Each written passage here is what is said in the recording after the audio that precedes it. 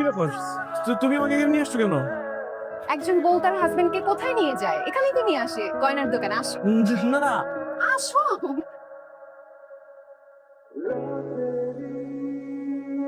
আত্মীয় স্বজনরা friend circle যখন জিজ্ঞেস করবে হাজবেন্ড কি দিছে, তখন কি বলবো বলো? এই জন্য ভাবলাম একদম সিম্পল রেগুলার ওয়্যারের মধ্যে একটা গয়না কিনে নিতে। দেখো সুন্দর না?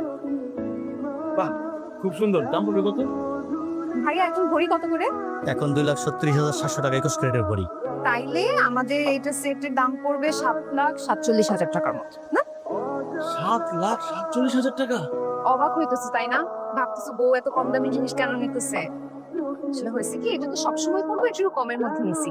পরে এসে একদম গলা ভর্তি একটা গয়না নিয়ে যাবো নাকি? এত কম দামি জিনিস নেওয়ার দরকার নেই। আর পরে তোমাকে অনেক দামি একটা জিনিস কিনে দেবো। চল। আরে কি বলো, ভাইয়ার সাথে কথা বলে গেছি, এটা কিনবো আজ, এটা কিনে দাও আপাতত, সমস্যা নেই। আচ্ছা, ওই এখনই নিবে এটা না?